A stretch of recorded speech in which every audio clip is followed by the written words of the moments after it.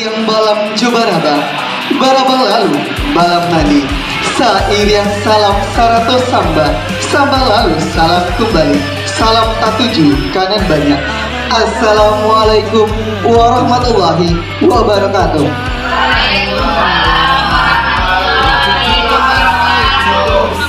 Alhamdulillah. Puji syukur marilah kita ucapkan atas kepada Allah Subhanahu wa Ta'ala yang telah melimpahkan rahmat dan karunia-Nya kepada kita semua. Selawat beserta salam tidak bosan pula kita hadiahkan buat junjungan kita, yakninya Nabi besar Muhammad sallallahu alaihi wasallam dengan lafaz Allahumma salli ala Muhammad wa ala ali Muhammad. Para ibu guru yang hadir dalam rangka sosialisasi guru penggerak angkatan keempat di SMK Negeri 1 Sutra, Kabupaten Pesisir Selatan, Provinsi Sumatera Barat.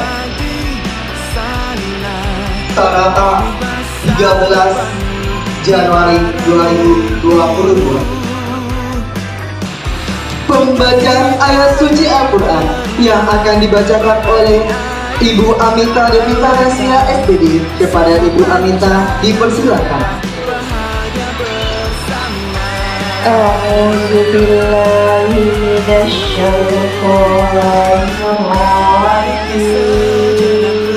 Menyanyikan lagu Indonesia Raya yang akan dipimpin oleh Ibu Dora Papece. Hadirin dimohon berdiri. Melengkapi, memang tak banyak orang yang mengerti tentang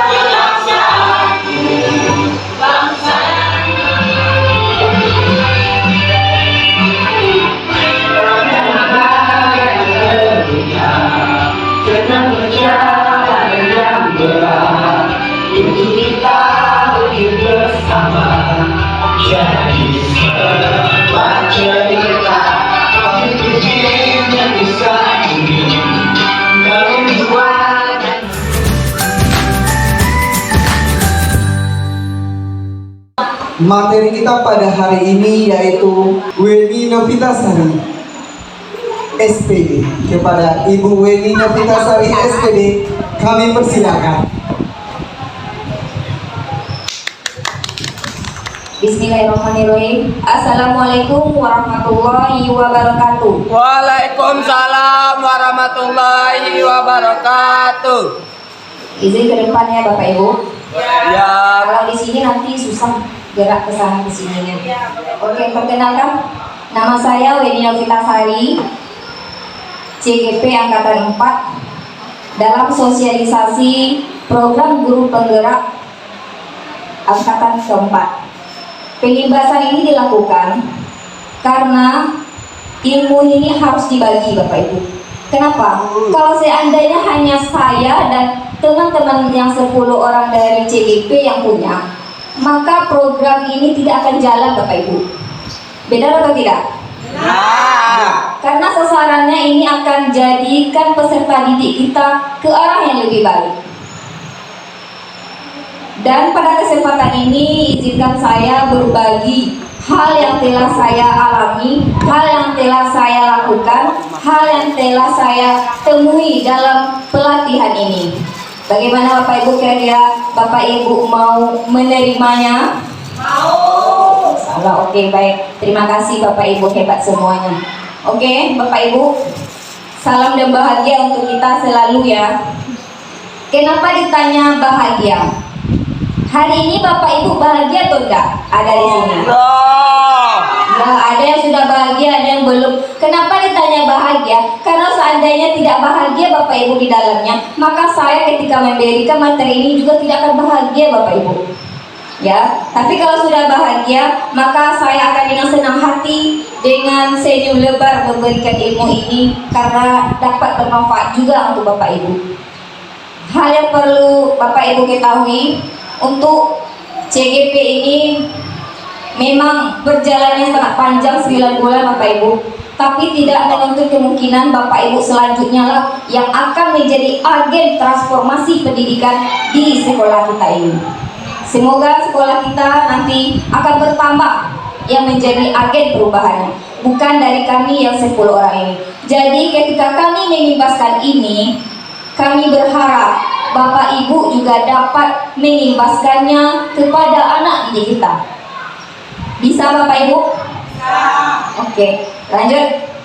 Kita masuk dulu pengimbasan ini mengenai modul 1.1 yaitu refleksi pemikiran Ki Hajar Dewantara, dan 1.4 mengenai budaya positif. Kita masuk yang pertama dulu Bapak Ibu.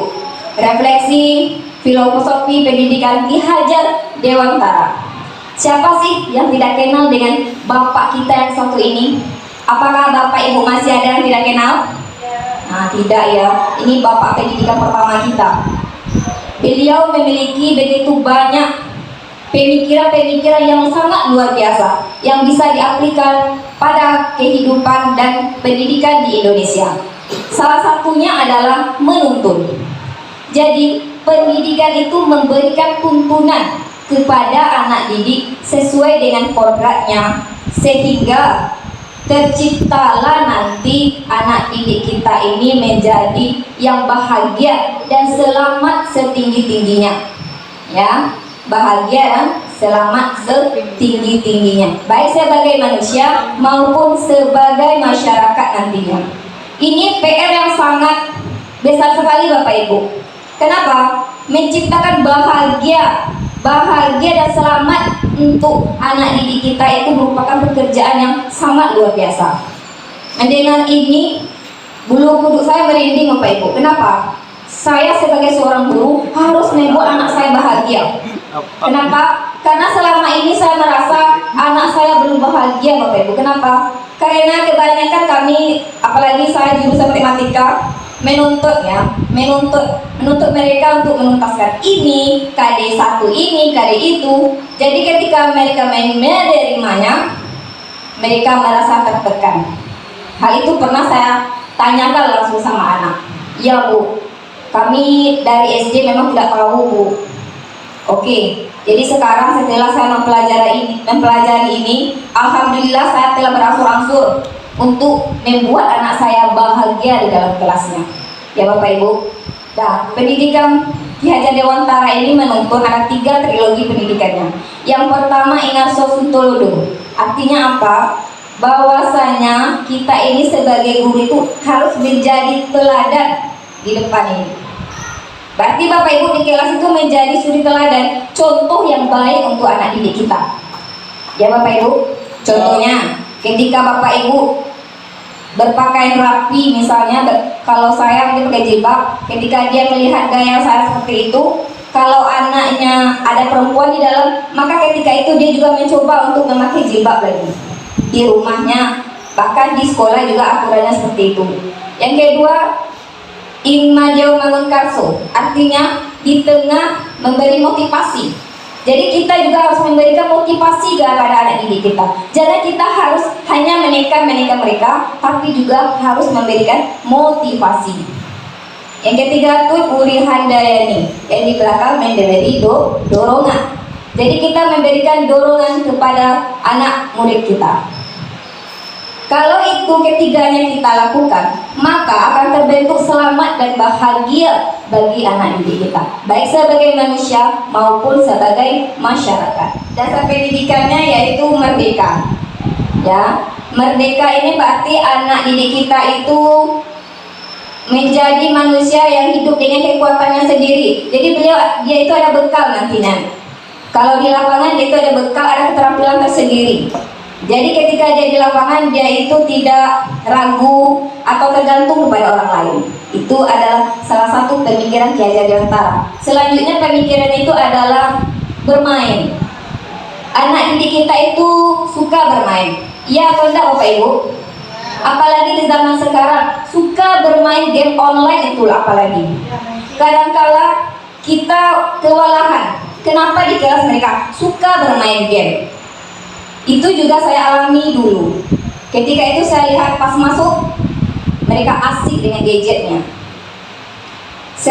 Dulu sebelum saya masuk CGP, awalnya saya pernah marah-marah kepada mereka. Tetapi setelah saya mempelajari hal ini, baru saya mulai memasuki ranah mereka. Apa permainan yang mereka sukai? Ternyata ada Mobile Legends, Free Fire, dan lain-lainnya. Setelah itu baru terbenak dalam ingatan saya, bagaimana pembelajaran saya menyenangkan ya. Karena selama pandemi ada pelatihan main Google, Quizzes, Kahoot, saya manfaatkan itu. Ketika membuat kuis, saya gunakan Quizzes, sehingga mereka merasa tertantang dan bahagia di dalam ketika menggunakan itu. Meskipun soalnya hanya 2 Bapak Ibu. Apalagi saya matematika jurusannya, materinya mungkin banyak yang tidak disukai oleh anak didik saya. Nah, tapi dengan perlahan saya tidak bisa memaksakan mereka untuk menyukai pelajaran saya. Tapi saya akan berusaha membuat mereka sadar bahwasanya pelajaran ini sangat bermanfaat bagi dia nantinya. Pendidikan Ki Hajar Dewantara ini salah satunya mencontohkan permainan congklak. Congklak ini ada strategi di dalamnya. Bagaimana kita bisa untuk supaya menang dalam permainan, apa-apa strategi yang akan kita lakukan. Begitu juga dengan Bopak Sodor. Bopak Sodor ini permainan yang sangat saya minati dulu waktu kecil. Tapi sekarang tidak ada nampaknya Bapak Ibu. Ya, selanjutnya pendidikan Ki Hajar Dewantara itu adalah pendidikan yang berpihak pada anak Bapak Ibu. Berpihak pada anak. Menurut Ki Hajar ini kita harus berhamba pada anak. Kira-kira Bapak Ibu setuju nak dengan kata-kata berhamba pada anak ini? Ya, tidak. Kenapa? Ya, karena berhamba itu katanya lebih tinggi ya. Jadi kata berhamba itu telah disepakati bersama, kita ubah menjadi berpusat kepada peserta didik atau kepada anak didik kita ya. Jadi berhamba itu diganti atau boleh memakai kata berpusat pada anak didik kita. Lanjut PJ ya. Lanjut, pendidikan kayak itu bukan tabula rasa ya. Kenapa? Karena anak ini lahirnya dari awal itu udah ada membawa sifat masing-masing dan karakter masing-masing. Dia bukan anak yang hanya kertas kosong yang bisa kita isi sesuai dengan keinginan kita.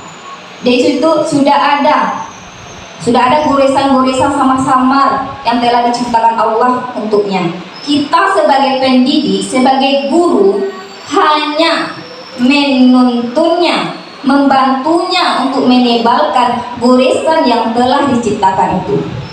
Apakah Bapak Ibu dengan ikhlas melakukannya? Itu tergantung dari keinginan Bapak Ibu lagi. Kenapa? Karena kalau kita tidak ikhlas melakukannya, tidak dari hati, ketika bertemu dengan anak yang luar biasa, ekstra kita mengolahnya, maka kita akan marah-marah Bapak Ibu. Iya atau enggak?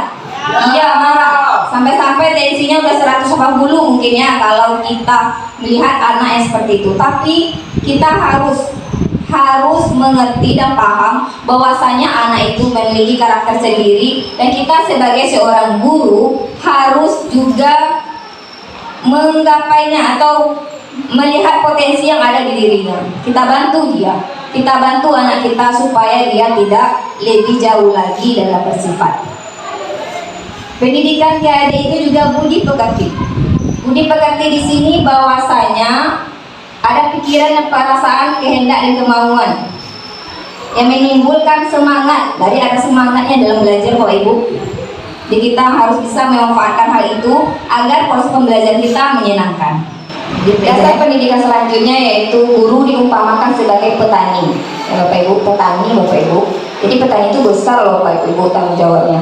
Ya, petani berarti seorang petani yang profesional, yang mana kita sebagai seorang pendidik harus bisa membedakan bahwa anak ini tidak sama ya Bapak Ibu ya, karena mereka memiliki kodrat yang berbeda antara satu dengan yang lainnya. Kita umpamakan anak didik kita itu bibit unggul ya, bibitnya misalnya padi dengan jagung. Seandainya kita menanam padi, jangan kita samakan perlakuannya dengan menanam jagung. Beda Bapak Ibu. Tanah yang digunakan masing-masingnya juga akan berbeda, tapi tergantung kita bagaimana cara mengolahnya. sampai nanti tumbuh. Kalau ada hama, kita yang harus mencari solusi untuk memberantasnya. Ya Bapak Ibu ya.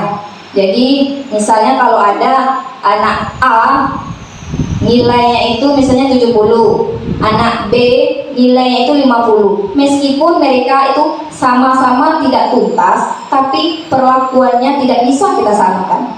Karena kita sebagai seorang guru ini harus bisa membuat anak didik ini menjadi nyaman tanpa dipersamakan mereka.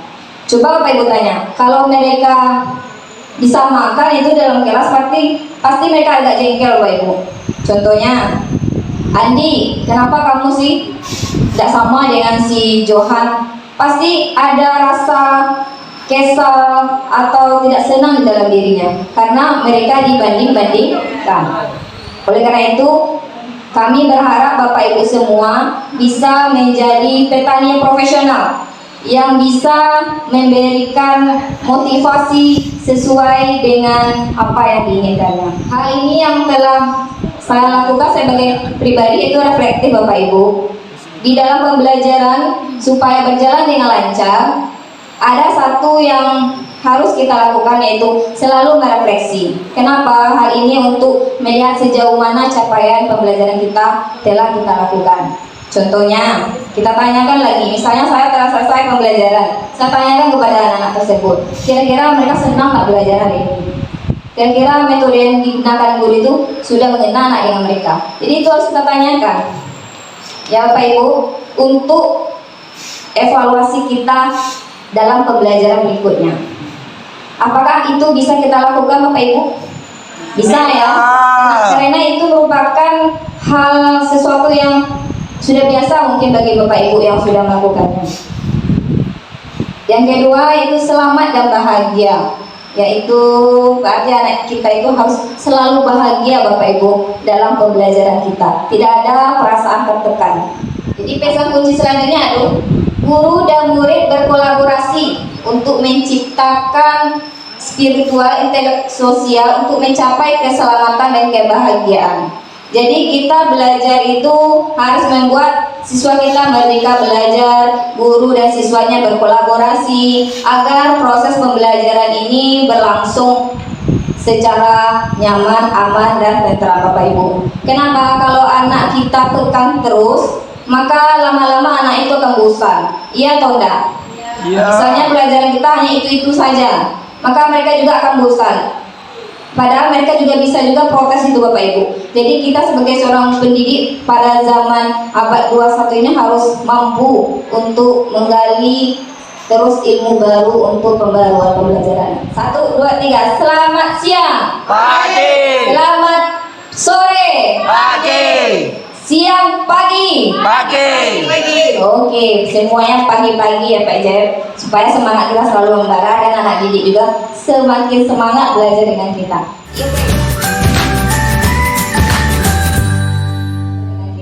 Oke, kita lanjut ke 1.4 yaitu budaya positif.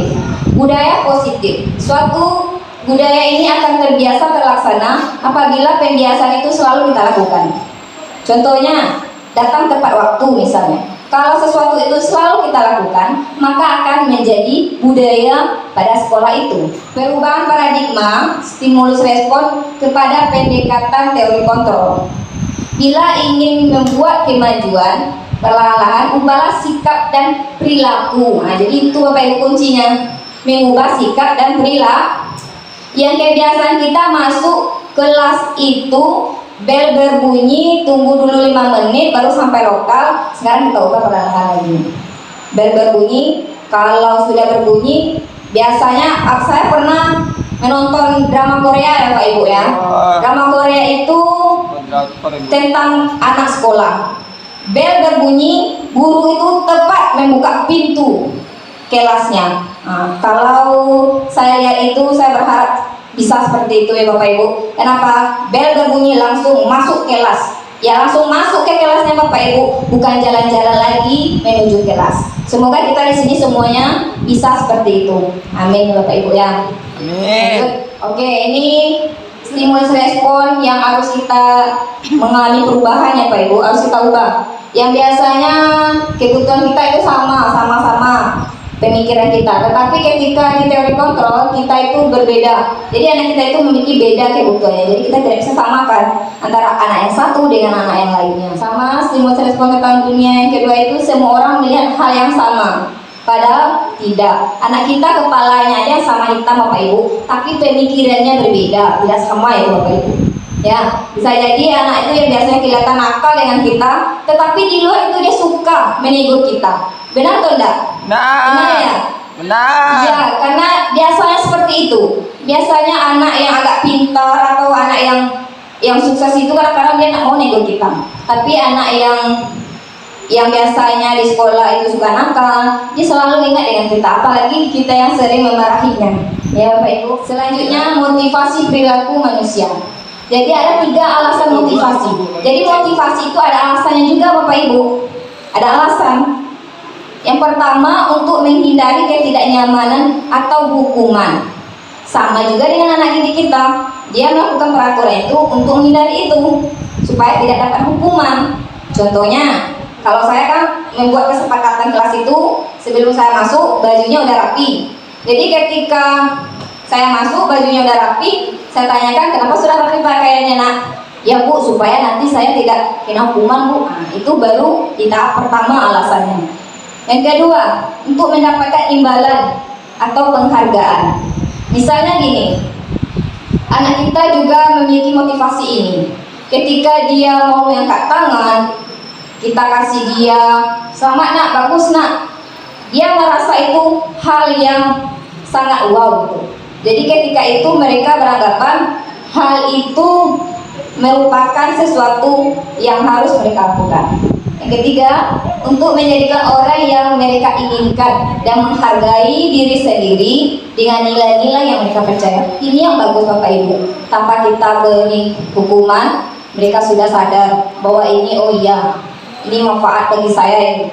Ketika dia mengerjakan tugasnya, mereka paham ini harus dikerjakan karena ini untuk supaya saya lebih paham akan materinya. Disiplin positif. Disiplin untuk menciptakan murid yang merdeka, syarat utamanya adalah harus disiplin yang kuat Bapak Ibu. Kalau tidak disiplin kita kuat, maka konsep merdeka belajar itu hanya sekedar konsep. Kenapa? Karena disiplin itu tidak ada. Dimulai dari kita dulu sebagai pendidik. Ya Bapak Ibu, baru kita bisa menularkan atau mengimbaskan kepada anak didik kita. Jika kita sudah melakukan hal itu, maka anak didik kita akan mencontoh dari gurunya. Karena guru itu menjadi contoh yang terbaik dan model yang terbaik baginya. Keyakinan kelas. Keyakinan kelas ini merupakan budaya positif juga. Sebelumnya saya masuk CGP ini Bapak Ibu, saya nggak tahu keyakinan kelas itu apa ya. Saya tahu dulu itu membuat peraturan sebelum pembelajaran. Itu pun 1 kali semester biasanya dulu. Setelah saya mempelajari modul ini, saya sangat bertambah sekali pengalamannya. Kenapa? Hal ini merupakan sesuatu yang bukan baru, tapi konsepnya baru bagi saya. Mengapa keyakinan kelas? Mengapa tidak peraturan kelas? Berarti selama ini saya masih menggunakan peraturan kelas. Padahal keyakinan kelas itu lebih mengena motivasi internalnya. Contohnya aja Bapak Ibu, ketika anak didik kita itu rambutnya sudah panjang karena ada peraturan sekolah, ya dipotong, mereka memotongnya. Tetapi kalau mereka keyakinan sendiri, rambut panjang itu nggak bagus Bu. Kenapa? Membuat mata saya belok Bu. Itu merupakan sudah keyakinan mereka sendiri. Jadi keyakinan kelas ini kami bagi kepada Pak Ibu, bisa dibuat setiap masuk kelas juga boleh. Seperti apa caranya? Bapak Ibu bisa menggunakan sticky note. Ya, ditanyakan kepada anak itu kira-kira kesepakatan apa atau keyakinan apa yang akan kita lakukan anak-anak. Itu bisa Bapak Ibu cobakan Bapak Ibu. Kalau nggak dari sekarang Bapak Ibu cobakan kapan lagi? Kenapa? Ketika kita membuat nanti peraturan itu, mereka sudah bisa langsung tahu, oh ini keyakinan kelas saya, kalau saya langgar ini maka akan merusak keyakinan saya sendiri. Mungkin akan dapat punishment juga dari guru saya. Ya Bapak Ibu, tapi ketika keyakinan kelas itu kita laksanakan Bapak Ibu, maka percayalah pembelajaran itu akan lebih senang dan aman Bapak Ibu. Bapak Ibu boleh mempraktekannya nanti. Bisa Bapak Ibu buat sticky note-nya, tak tolong sama anak itu apa kesepakatan pembelajaran kita hari ini atau keyakinan kelas kita hari ini misalnya. Boleh. Manfaatnya sangat banyak sekali. Apalagi ketika Bapak Ibu melakukan pelatihan dengan sekolah kita ya, dengan Ibu Kepala selalu melakukan itu.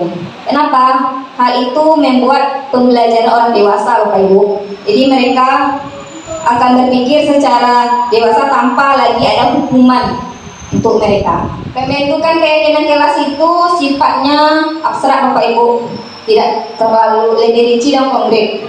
Pertanyaannya universal, umum ya Pak Ibu ya. Lanjut, 5 kebutuhan dasar manusia. 5 kebutuhan dasar manusia berarti anak didik kita itu memiliki kebutuhan juga Bapak Ibu. Jadi tidak kita saja, anak kita itu juga butuh. Jadi menjadi guru ini, jadi pendidik ini memang membutuhkan usaha yang keras sekali. Jadi tidak gampang jadi pendidik Bapak Ibu, tidak gampang. Harus memahami kebutuhannya, apa motivasinya, bagaimana latar belakangnya Bapak Ibu. Yang pertama, kebutuhan untuk bertahan hidup. Jadi bukan kita aja yang kebutuhannya untuk bertahan hidup Bapak Ibu, anak didik kita juga punya. Contohnya ada kasus Bapak Ibu, anak itu suka bawa kotak nasi, yang laki-laki yang perempuan, tapi yang laki-laki ini tidak ada pernah dibawanya. Diambilnya kotak nasi temannya ini, dan terjadilah sedikit percekcokan. Ketika saya ada di sana, saya tanya, kenapa ini terjadi? Kenapa diambil? Bu, maaf Bu, sebelumnya Bu, saya dari rumah tidak ada makan Bu. Uang jajan saya memang sedikit, balan tak bisa Bu untuk beli 2 kali untuk keluar main. Jadi saya sebenarnya maksudnya nih Bu untuk minta nih Bu, tapi caranya yang tidak baik. Nah itu salah satu untuk bertahan hidup. Mereka untuk makan mengambil punya temannya, meskipun itu maksudnya baik baginya itu untuk supaya tidak lapar, tapi caranya yang tidak baik. Itu juga harus kita lihat lebih lagi itu Bapak Ibu, kenapa bisa seperti itu. Yang kedua itu cinta dan kasih sayang. Nah, bukan hanya guru dan pendidik saja yang butuh cinta dan kasih sayang, tetapi anak didik kita juga membutuhkannya. Ya, apalagi mungkin keluarga yang broken home, bisa jadi di rumah dia tidak mendapatkan full kasih sayang. Contohnya lagi ada, saya baca literasinya, kenapa kamu sering mencubit temanmu? Kalau kita kan langsung gini, kamu anak nakal ini, cubit teman. Padahal di balik itu tersirat, saya suka mencubitnya Bu. Kenapa? Membuat dia menangis itu, saya merasa bahagia, senang katanya. Ya, bahagia saya melihatnya itu, karena seperti adik saya, ingat saya adik saya Bu, ketika masih ada katanya. Nah, itu juga harus kita lihat juga Bapak Ibu. Yang ketiga, kebebasan. Jadi anak murid kita itu juga membutuhkan kebebasan. Kadang-kala kita sebagai guru lupa bahwa anak murid kita itu juga membutuhkan kebebasannya masing-masing. Contohnya apa? Ketika anak itu ada yang tidak tuntas, kita langsung menyebutkannya, Ani kamu tidak tuntas. Ya, ketika itu pasti terdengar oleh teman sekelasnya dan membuat dia merasa malu, bisa jadi ya Bapak Ibu, malu hanya dia sendiri yang tidak tuntas. Kalau kita langsung menyebutkan di kelas, itu membuat dia merasa tidak enak hati. Lanjut, keempat, kesenangan. Jadi butuh kesenangan juga Bapak Ibu, anak didik kita. Sama dengan contoh tadi, kenapa kamu suka mencibit pipi temanmu? Karena senang Bu melihat dia menangis itu, bahagia saja Bu. Kelima, kekuasaan. Jadi kekuasaan atau power ini, kadang-kala kita melihat anak itu dia bertengkar itu karena anaknya nakal. Padahal enggak, dia mau melihatkan, bahwa saya kuat Bu, saya kuat, saya bisa berkarate Bu, saya bisa taekwondo Bu. Jadi saya gunakan itu salah satu contoh dari kekuasaan. Jadi kebutuhan ini kita harus bisa menganalisanya Bapak Ibu. Lanjut, 5 posisi kontrol guru. Ini merupakan materi yang baru bagi saya dalam hidup saya sebagai seorang guru Bapak Ibu. Setelah 7 tahun saya mengajar, alhamdulillah ya Bapak Ibu. Ini konsep yang baru bagi saya. Sebelumnya saya tidak tahu Bapak Ibu 5 posisi kontrol ini. Selama ini saya melakukan sesuatu itu tanpa ada bacaan literasinya Bapak Ibu.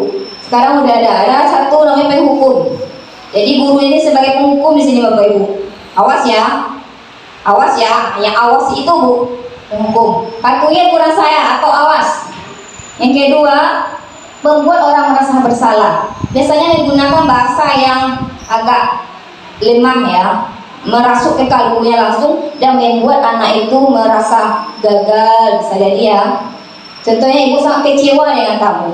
Kalau guru sudah kecewa, apalah kata anak didik kita. Kadang-kali saya dulu pernah melakukan ini, membuat anak itu merasa bersalah. Tapi saya akan memperbaharuinya, akan melakukan upgrade selalu Bapak Ibu menuju hal yang baik. Yang ketiga, teman. Sebagai teman contohnya gini, ayo bantulah demi bapak ya, atau demi ibu ya. Ayo bantulah. Hal ini ada sedikit kekurangannya. Apa itu? Dia hanya bisa diatur oleh kita sebagai gurunya yang dianggap sebagai temannya. Guru lain tidak. Malahan anak itu bisa menjelekkan gurunya Bapak Ibu di depan kita. Bapak Ibu pernah merasakannya? Bu, apalagi olas ya. Bu, saya belajar matematika dengan Ibu Weni itu Bu, pameran Bu, nilai pilih. Pernah enggak kira-kira Bapak Ibu merasakan hal seperti itu? Pernah ya. Saya sendiri pernah merasakannya. Lanjut, yang keempat, monitor atau pemantau. Ini sudah ada aturannya. Jadi sudah ada aturannya, kita tinggal melihat saja yang mana yang kesalahannya. Yang kelima, manajer. Manajer ini membuat anak itu menemukan solusi sendiri sehingga dia akan kembali ke kelompoknya. Jadi kita hanya menanyakan dan mereka mencari solusinya. Apa solusi yang baik menurut Anda? Itu Bapak Ibu. Jadi kita tidak memberikan solusi, tapi dia yang mencari solusi untuk dirinya sendiri. Contohnya, jika kamu meyakininya, apakah kamu bersedia memperbaikinya? Ya Bu. Kalau ya, apa solusinya yang lain? Bisa jadi seperti itu ya Bapak Ibu. Ya, yang ketiga, restitusi. Nah, ini juga baru Bapak Ibu. Jadi materi budaya positif ini banyak hal yang baru yang belum saya tahu sebelum ini, dan ini saya ketahui ya Bapak Ibu. Restitusi merupakan cara menanamkan disiplin positif kepada murid. Caranya ya Bapak Ibu. Jadi ada 3 caranya. Jadi penjahit yang pertama, menstabilkan identitas. Jadi ketika anak itu berbuat salah, kita stabilkan identitasnya dulu. Tenang, tarik nafas dalam-dalam, hembuskan. Ketika dia ada masalah ya, ketika mungkin ada pertengkaran, jangan langsung ditanya, mereka sedang panas-panas ini ya, sedang marah-marahnya, dia tanya, kenapa kamu bertengkar? Bertengkar saja. Tapi sebaiknya kita stabilkan identitasnya dulu. Kita semua manusia itu atau orang itu pasti melakukan kesalahan. Ya, setiap manusia itu tidak ada yang sempurna. Ibu juga seperti itu. Itu hal pertama yang bisa kita lakukan supaya bisa menstabilkan identitas anak. Yang kedua, validasi tindakan yang salah. Kita validasi tindakan yang salah itu. Ya Bapak Ibu, kamu tentu punya alasan mengapa melakukan itu. Kenapa kamu bertengkar? Pasti ada alasannya.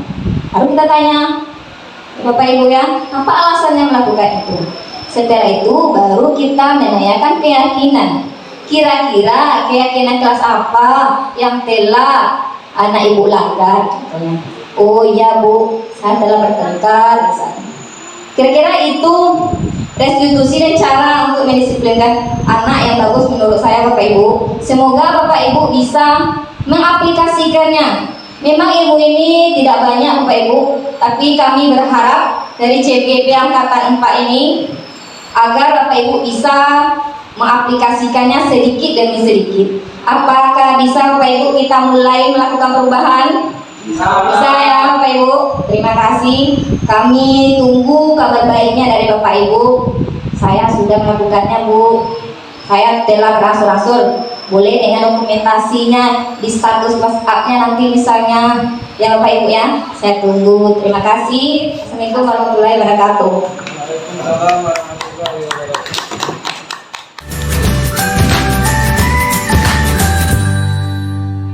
Terima kasih kita ucapkan kepada Ibu Winnie Novitasari yang telah menyampaikan materi tentang filosofi Ki Hajar Dewantara dan budaya positif. Bagi Bapak Ibu yang ingin bertanya, kami persilakan. Baiklah, terima kasih atas kesempatan yang diberikan kepada saya. Saya akan mempertanyakan tentang nomor 4 tuh pemantau. Apa sudah pernah Ibu terapkan bagaimana caranya biar kami nanti akan mencobakan pula. Terima kasih. Assalamualaikum warahmatullahi wabarakatuh. Setelah pertanyaan kepada Ibu Winnie Novitasari, yaitu tentang 5 posisi kontrol guru, yaitu poin keempatnya ya monitor atau pemantau Bu. Apakah seperti apa bentuknya gitu. Itu yang ditanyakan oleh Bu Suami Basri. Kami persilakan kepada Ibu Winnie. Oke, terima kasih kepada Ibu Suami, moderator. Seperti apa cara bentuknya dalam kehidupan, dalam pembelajaran? Misalnya kalau ada aturan-aturannya tidak jelas Bu Suami, sudah jelas aturannya. Terima kasih Bu Suarni Basril dan moderator. Adapun aplikasinya dalam pembelajaran bisa dari aturan yang telah kita buat. Aturannya apa? Jelas semuanya, harus ada bukti dan faktanya. Jadi ketika kita memantau anak itu memang ada buktinya Bapak Ibu, tidak hanya rekayasa. Contohnya kalau dia itu absennya banyak, misalnya ya, ada buktinya. Misalnya dari data guru yang mengajar, dari BK dan lain sebagainya. Jadi ketika ada permasalahan kita bisa lihat langsung seperti itu. Terima kasih Bu Wani. Demikianlah kegiatan kita pada hari ini tentang filosofi Ki Hajar Dewantara dan budaya positif. Masa berganti